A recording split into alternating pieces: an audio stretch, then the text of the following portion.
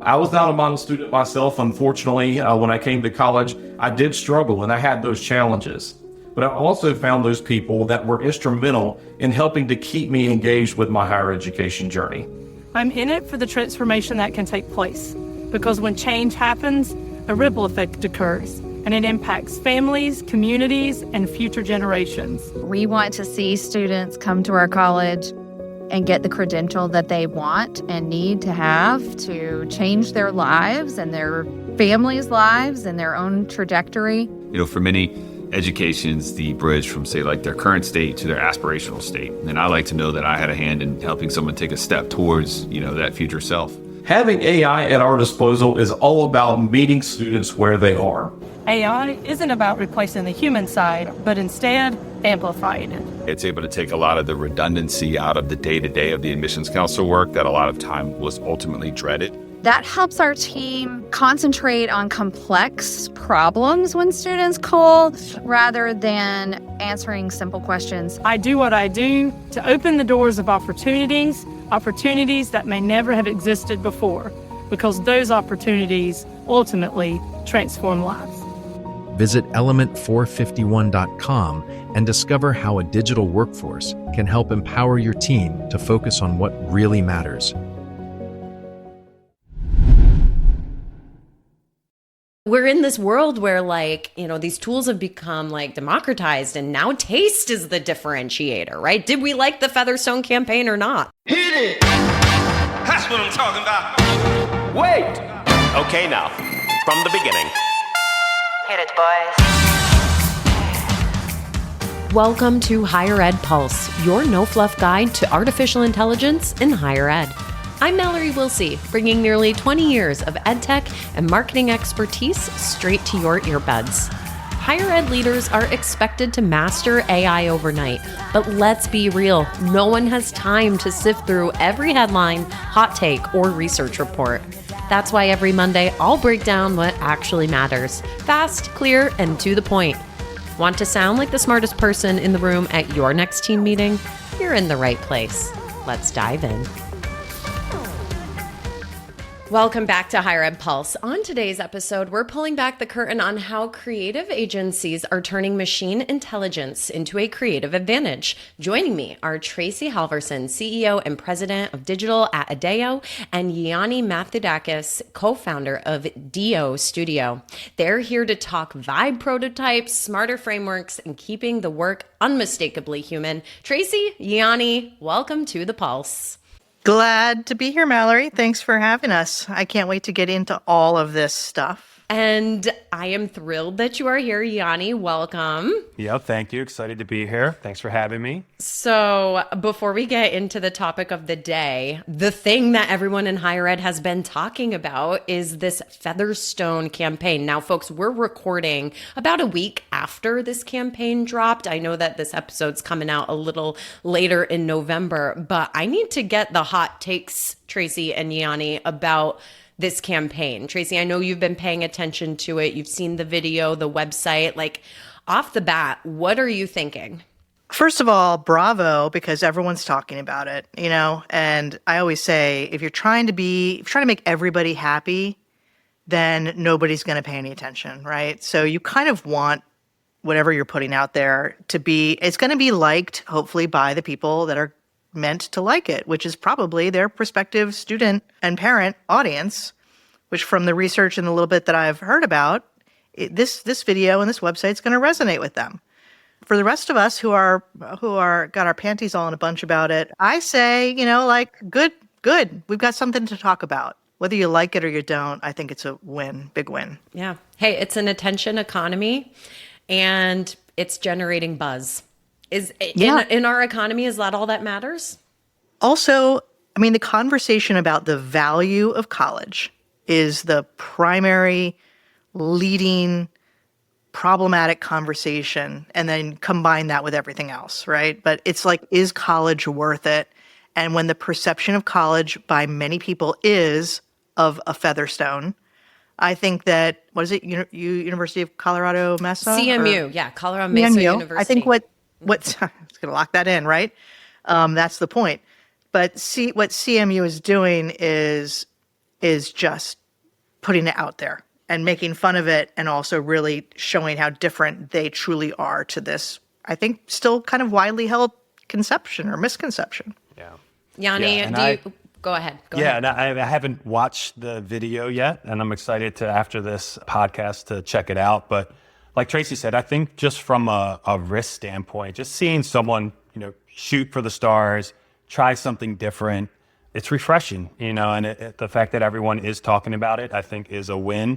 And from just like glancing at the design, just as a fresh eyes on this, I'm like, this is great. It makes me want to watch it, makes me want to read it. And I think that's all you can ask for. How many higher ed videos have we seen that just fall flat, that just show the girls under the trees, 10 seconds in, we've already clicked away, right? I would love to see the retention stats on this video. Like, I've watched it 4 times, just like today. It holds your attention until the very end. Yeah, and it gets us talking, which is what you want. And here we are, like, what's the name of the place again? UCM. Like, okay. It's brilliant. Yeah.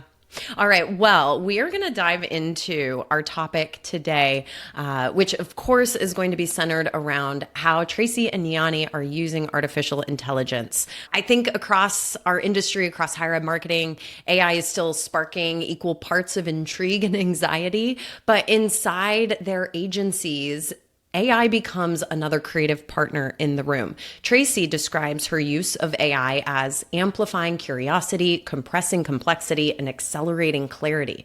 So whether she's mapping brand frameworks, researching academic sources, or turning a podcast transcript into a full content ecosystem, she's treating AI like a collaborator, not a substitute for creative thought. Yianni, her colleague from Deeo, takes that philosophy into the studio, using ChatGPT and Otter to speed up research, and tools like Midjourney or Figma to create mood boards, brand worlds, and interactive prototypes. And the result is this non-linear human-led loop where AI accelerates ideas, but taste makes the final call. And we're going to come back to that point.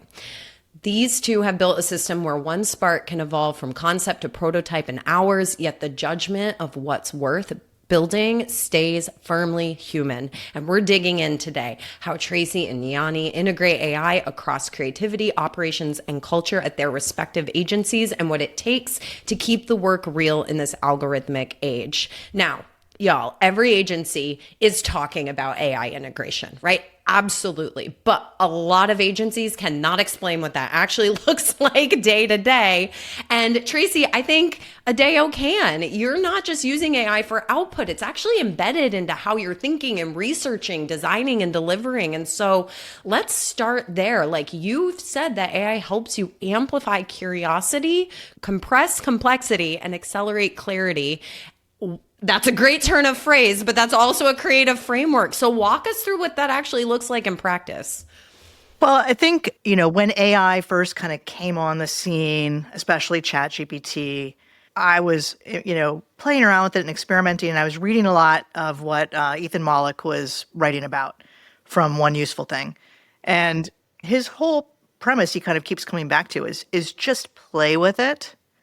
The tools are changing, but everything's built on the same couple core frameworks that aren't that different, right? But all these different tools, they're changing every week. So I think that it's hard to say, like, this is a software problem and you need to have the right stack.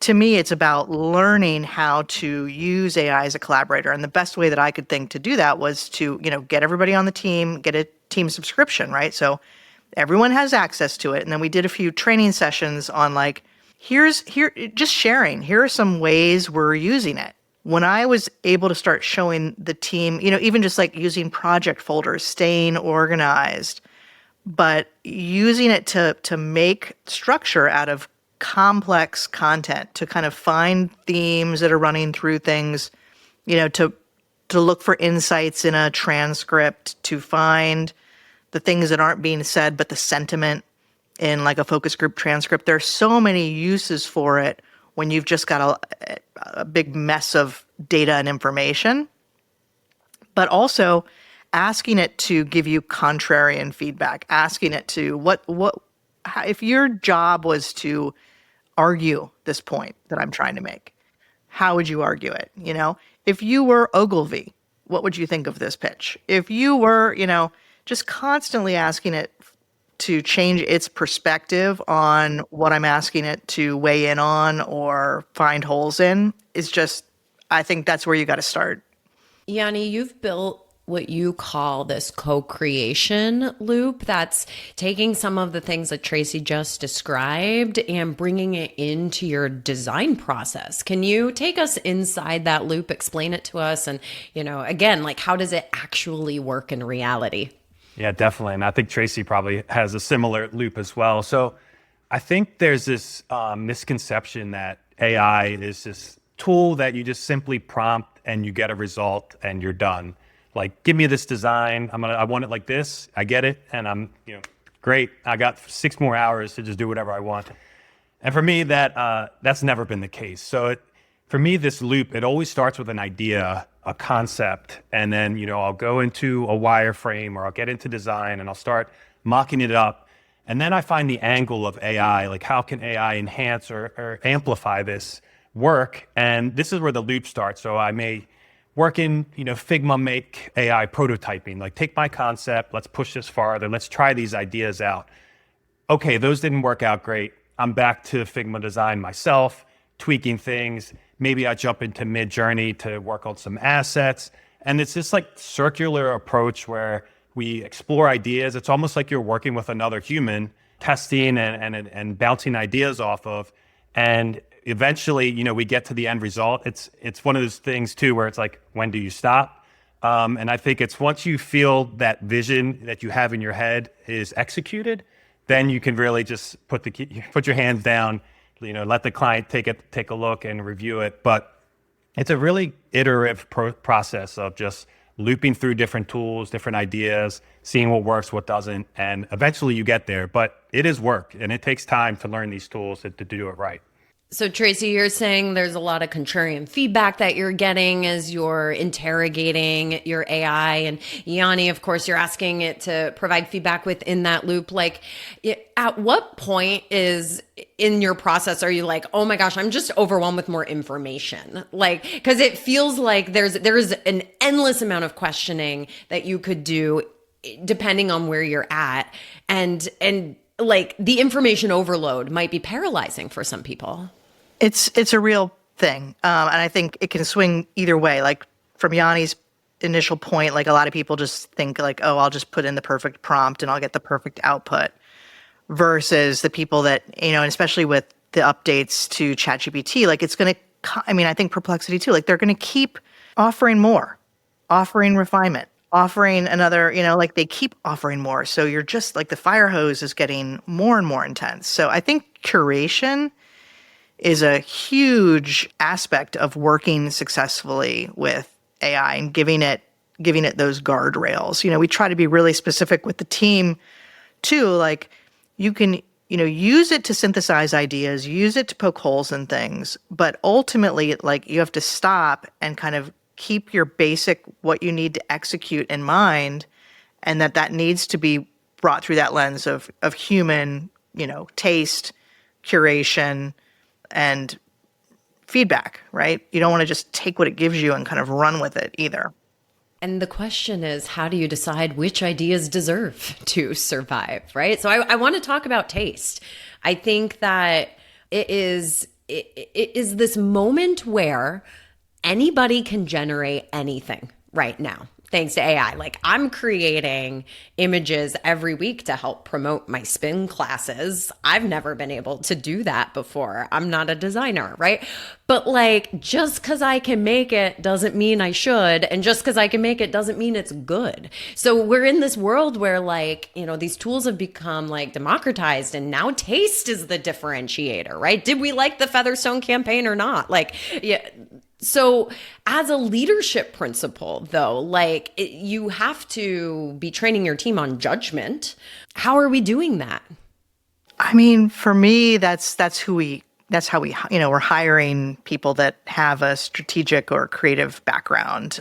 This isn't the first time this has happened. Like we've had big revolutions in the past that have democratized things and given people access to, when the Gutenberg press first came out, most of the stuff that started getting mass published was total crap. And it was, snake oil salespeople and trashy novels, and it wasn't anything of value. So I think that, we're flooded with lots of very surfacey, combined from all the averages of the internet to give you this output. I think there's a lot you have to do to push AI to give you things that are truly aligned with like a very unique perspective or a very strategic goal. Generally, what it's going to come up with without a lot of pushing and curation is pretty sloppy, as they say. The AI slop. Yeah, I think it always comes back to the idea, right? And the concept, because like you said, anything is possible. You can mimic and copy anything, but I think that stuff can fall flat if it doesn't come back to the base level concept of holistically, what are we trying to do here? And if you're just trying to copy some things, I think it's easy to spot, and it's going to fall pretty flat. What is one of your favorite use cases from the past couple weeks as you've been working with a client or preparing for a presentation? Yianni, I'd love to hear a very clear example of how you've pulled some taste or you maintained that taste, I should say. Let's see. I think I've had a recent project where we're working on designs. I'm in Figma, I'm mocking these things up. And this is a little bit less of using AI for creative output and taste, but more using AI as a collaborator in engineering and development. But for me, having AI as this, partner to explore the ideas and take them farther and not have to rely on developers. So at Deeo, we're just two people, right? We're very small, and this was by design. So having AI be this extension of us to execute visions and ideas, and using prompts and motion and different interactions of, I'm not just doing a wireframe here, like here is the full flesh design with variables and typography and layout. Like, help me execute and see this through and what it looks like. And that recently, like having that to present to clients and seeing their reaction means a lot. It's just like no more envisioning what this could be. Like, here's how it could be.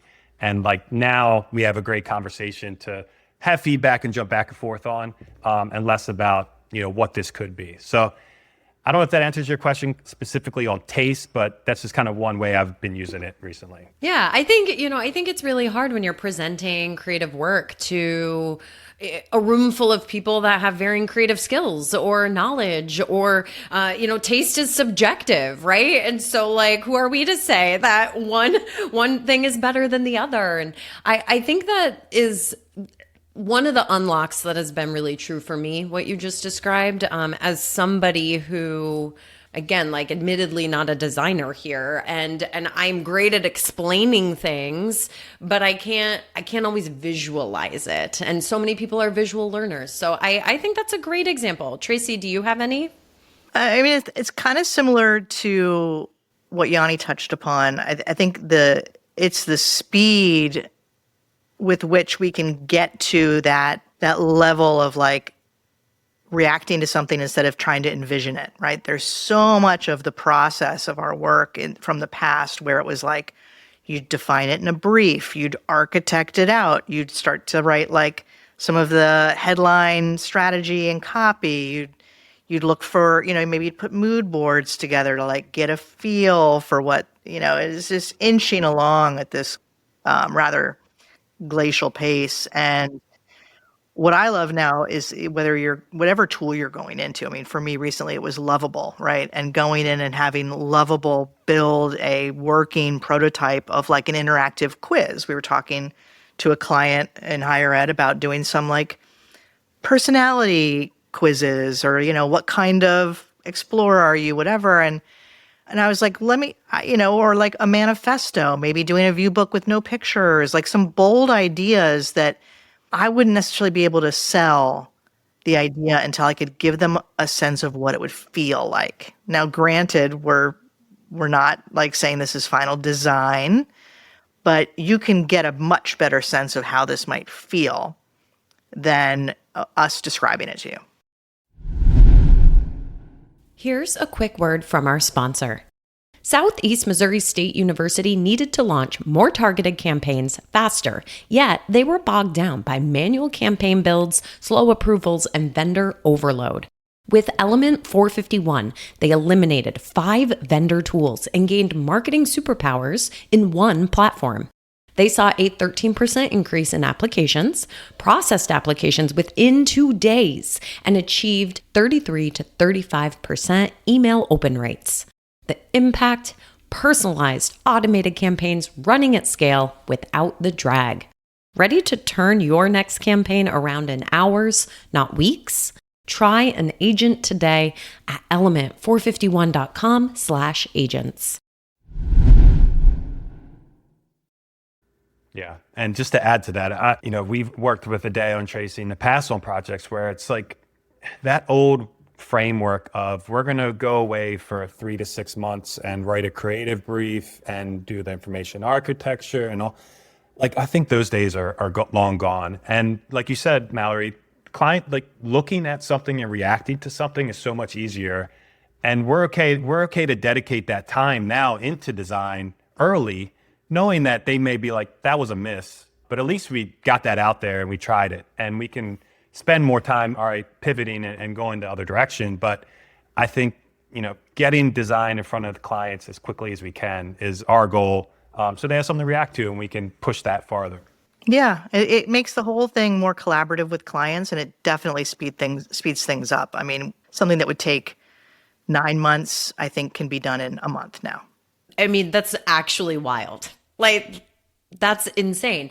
Okay, so I have 2 kind of follow-on questions. As agency founders, like, how are you changing these projects? Like, literally the timelines are shrinking from 9 months to 1 month. So how are you having those conversations with your clients about timelines? And is anyone pushing back in terms of like this idea that maybe an emphasis on speed might result in a lack of depth?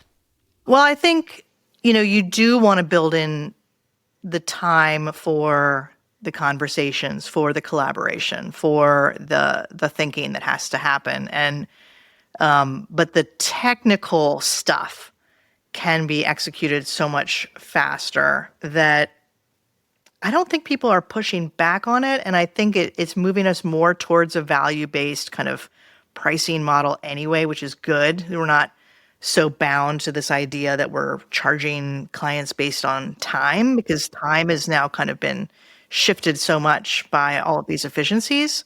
So, we want clients to hire us for our ideas, for our taste, for our strategic thinking, and for our ability to collaborate, not for the amount of hours it's going to take us to do something and whether that's an ideal number or not. So I think it's all good. Yeah, and same from our end. I mean, we haven't had any clients come to us with unrealistic expectations using AI to speed up their timeline. It's usually us saying to them, you think this is going to take a year and it's actually going to take 6 months. And they're like, wow, like, how is that possible? And then we talk through how we can do it. And a lot of times still too, for us, we slow it down because the clients need more time to work with us. Like, we can work just too fast. So let's slow it down. Let's add a little buffer in for them. But who knows, maybe over time as clients and EDU and everyone comes up to speed with how fast these can go, maybe they'll start setting, tighter timelines in their projects. But I haven't seen it yet. I mean, it's interesting, right? You can ask AI a question and get a very good summary of explain the situation maybe a certain client is dealing with in the market. But it's different than going through and doing the research and meeting with the teams to discuss and synthesizing the content. Like, what that does to our own creative minds cannot be replaced by the AI. So I do think that there are some efficiencies that may be resulting in much lower quality output. And I think it's, again, understanding where the time and effort really matters versus where it was just bean pushing or bean counting always from the get-go, and we're able to just do that faster now, thank goodness, right? So if you create this culture internally where these workflows become very fast and very efficient thanks to the technology. Where is there still room for experimentation? Like, and when do you know to say, wait, pump the brakes right now, because we have to bring taste back into the conversation. And while this might have been fast and good enough, is it really? I don't know. Well, I think anyone who's played around with AI so far knows that, the first one or two spins, you're sort of, whoa, this is amazing. And then it starts to degrade, right? Like the quality does really start to deteriorate and starts to make mistakes or hallucinate or whatever. It starts to take things in a tangent that you didn't necessarily want it to go in, whatever might be happening. So I don't think that we're at the point where it is that dialed in yet. I think there might be certain cases where it is very specific. But in terms of creativity and strategy and strategic thinking, I don't think we're there yet. So I think it still is kind of experimentation with the tools. Yeah, and I love this question too, because I think the experimentation part is the valuable part. And for us, I think we're finding ways to use AI to speed up the tedious work that we kind of all don't want to do. At least, for me, it's like, how can I use AI to be more efficient so that I have more time to explore and experiment and be creative? That's sort of where we're at. I don't want AI to jump into my creativity time and take all that away from me. So ways to use AI for the tedious stuff. It's like, take this color palette and give me the hex values and throw that into a table format so I can give that to the developers, or remove this background, cut the background image, place this in a mock-up, rename the layers. Like all those little things that are annoying to do and eat up time, like handle that for me. And I'm going to work on the really fun, interesting, cool stuff and take that farther. And that made me think too, it's the experimentation, right? That is the fun part of AI. Like I can be thinking of a headline, let's say, for a blog post. And I can say, here's what I'm thinking, here's the transcript. Like, do you have any other ideas for, a good title? Or give me 20 different alternative phrasings. Just its ability to generate back lots of things for you to consider. And again, taste and curation has to come into play. But that is that's all experimentation, because you don't know what you're going to get back, but it's certainly not dialed in, and it just gives you a lot more to kind of riff off of quickly. As I've been just listening to this conversation and also thinking about some of the recent episodes and folks I've been talking to, it just keeps all coming back for me. Like there needs to be subject matter expertise in order to utilize generative AI really well. And existentially, I am concerned about what is going to happen. Like I've read some articles recently where recent college grads are getting let go from their jobs at a higher rate than other employees because they spent the last 2 years getting their education through ChatGPT, and the whole learning how to think and gaining some subject matter expertise has gotten lost. Or you think about how, it is projected that X%, depending on the article you read, a very high percentage of entry level jobs are just going to even simply vanish in certain careers and industries because AI is going to pick up all the stuff that Yianni doesn't want to do. And maybe you would have hired somebody to do that previously, but now you're sending it to ChatGPT. I don't know, that there's a question here, but this is the stuff that kind of keeps me up at night. And that I don't know that we as a world are ready to deal with this quite yet. No, we're definitely not ready. I don't know that we'd ever be ready, but but here we are. We don't get to pick, right? We don't get to decide. I think that what you said is all true, and we're seeing it happen. I think just yesterday, Amazon announced they're going to get rid of however many jobs because they're going to replace them with robots and AI. But if you think about those jobs, right, they are not jobs that require creativity. They are not jobs that require, creative thinking. I think that learning how to learn and learning how to be creative and to be kind of a lifelong learner, I think that's, again, kind of going back to where we started about higher ed and the value of it, right?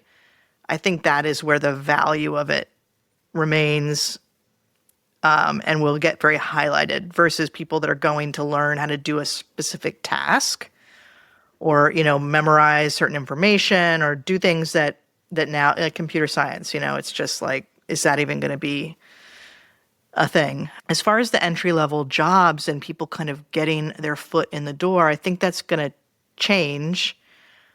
And I don't know how yet, but I think that it's going to be something to be hopefully figured out by the people in that position, right? They're gonna find a way to add value without the traditional ways of adding value being accessible to them anymore.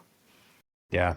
I mean, I agree with all of that. I think I'm grateful that I have 15 plus years experience not using AI, knowing how to manually work through projects and what works, what doesn't, talking to humans, having in-person meetings and getting to, problems and solving problems.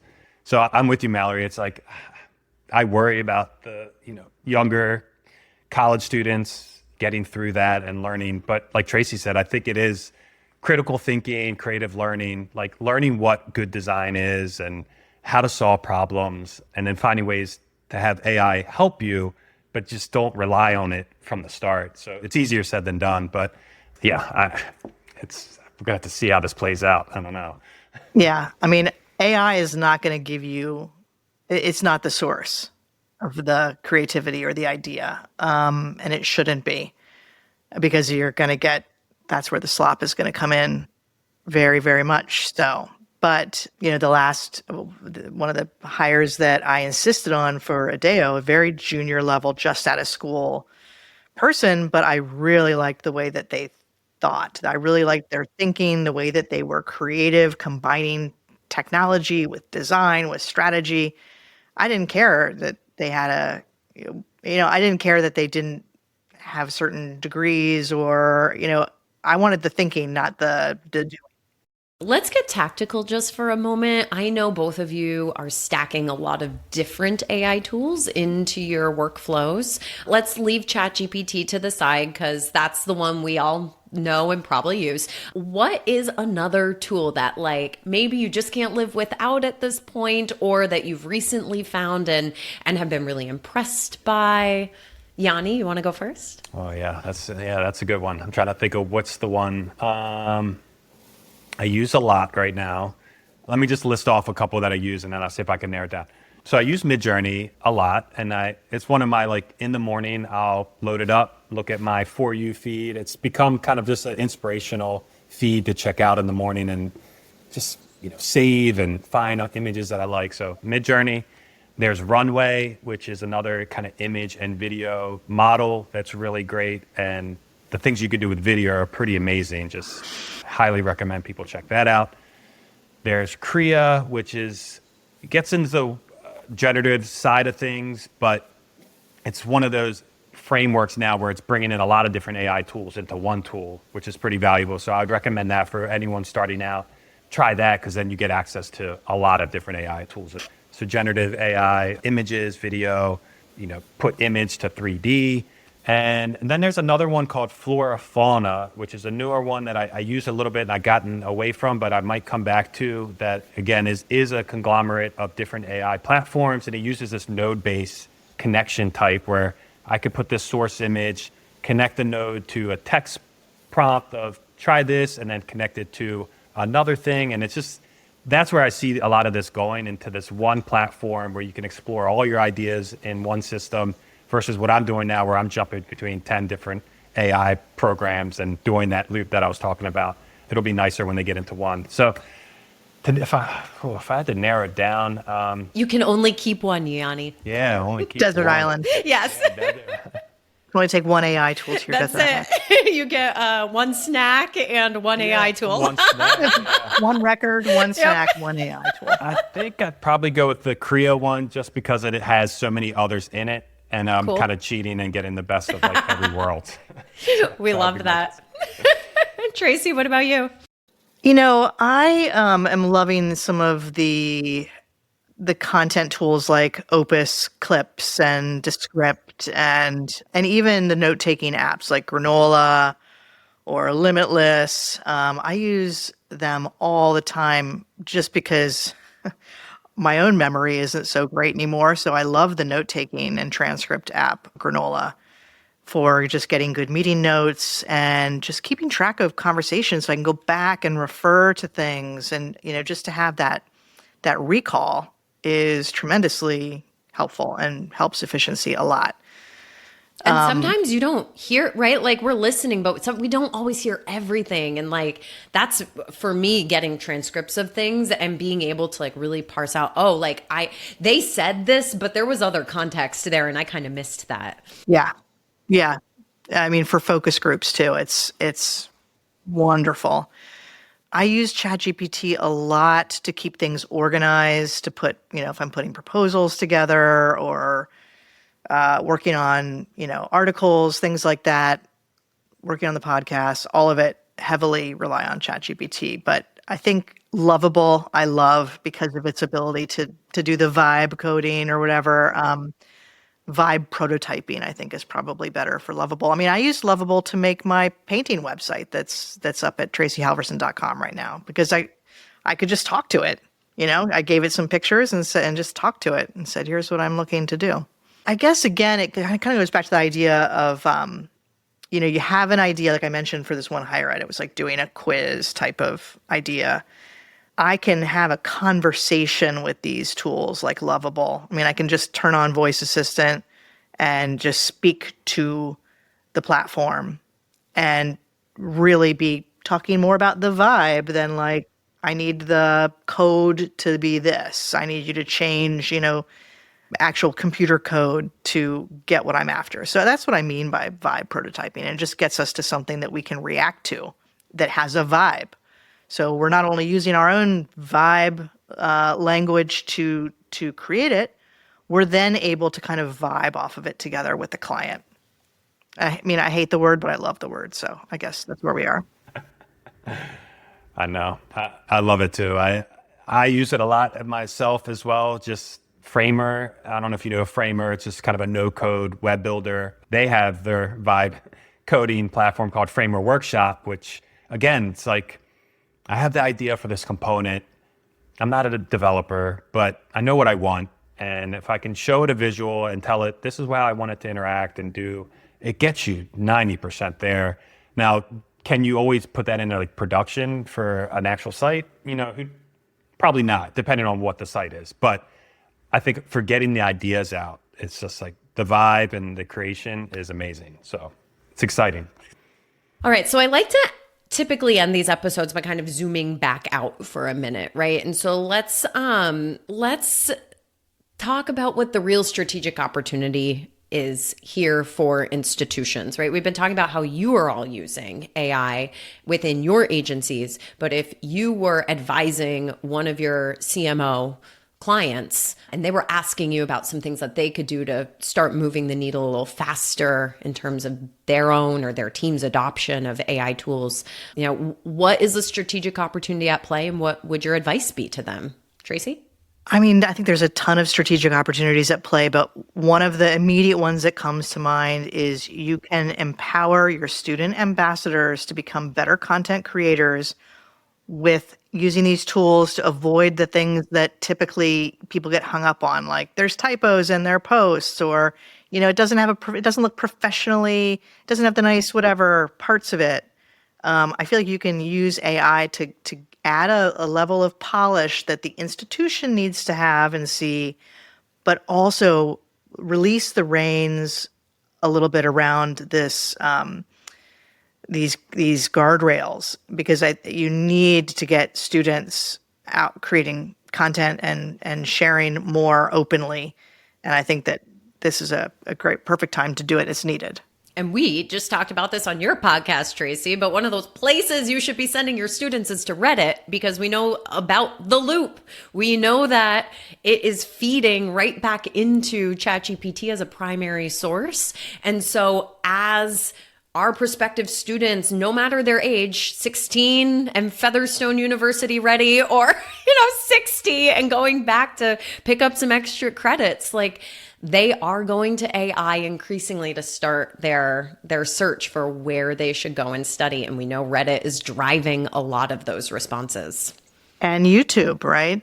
And even if they're going to Google, they're getting AI, they're getting answers. They're not getting sent to your website. They will eventually show up at your website, but they're pulling that content not from your website in most cases. They are looking at these other places, and my goodness, it's just like it's an obvious opportunity that hopefully more schools will take advantage of. Yeah. If I was running a student ambassador team right now, I would have created a number of custom GPTs.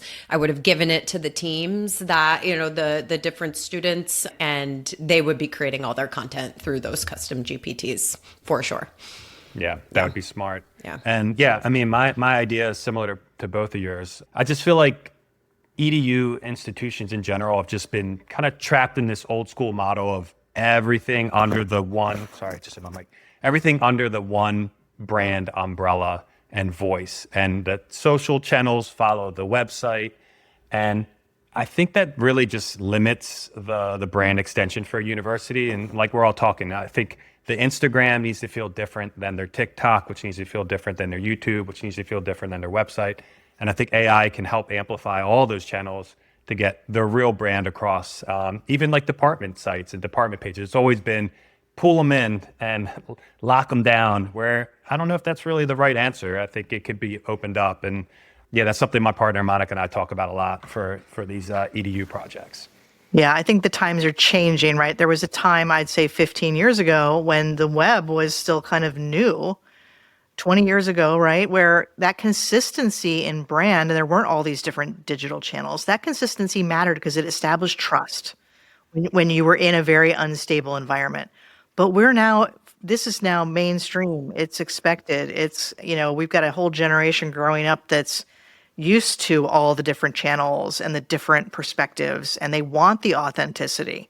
So I think that we have to let go of that outdated way of thinking. Yeah. And to Yianni's point, the capacity that AI gives us to go and do that differentiation, right?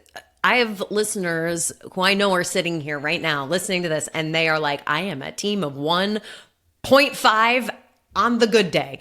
Like, how the heck do I have time to go differentiate every single channel when it's just me?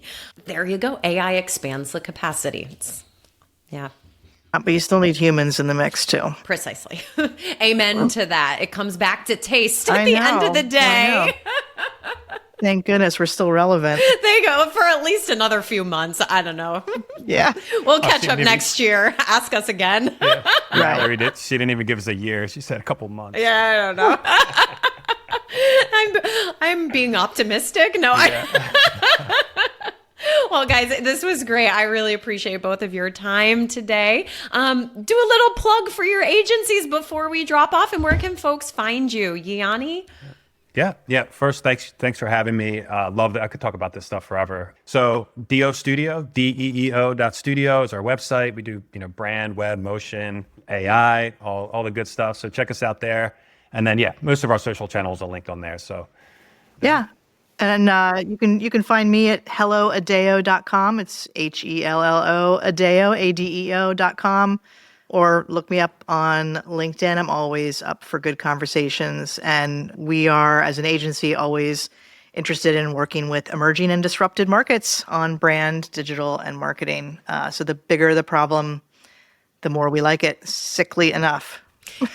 And after you have listened to and subscribed to this podcast, you should run right over to Escape Velocity, Tracey's podcast. It is excellent. So everyone should go listen and subscribe to that too. And hey, if you are listening to this episode literally on the day it drops, we are in National Harbor, y'all. Tracey and I are walking around the halls. That's right. So come find us. If you are at AMA, we would love to see you and meet you in real life. Yianni, are you here too? I won't be there, but my partner Monica will be there. Amazing. So look for Monica. Look for Monica, guys. We don't want to just be voices in the earbuds. We would love to see you put some faces to names. We're walking around the halls, and so it's great. All right, y'all. Thanks so much. Thank you. Thank you.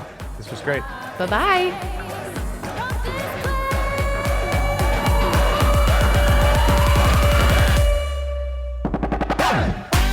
Thanks for listening to the Higher Ed Pulse. The show is a proud member of the Enrollify Network, home to Higher Ed's largest collection of podcasts. Enrollify is where higher ed goes to grow, so be sure to check out our other podcasts, webinars, video clips, blogs, and more.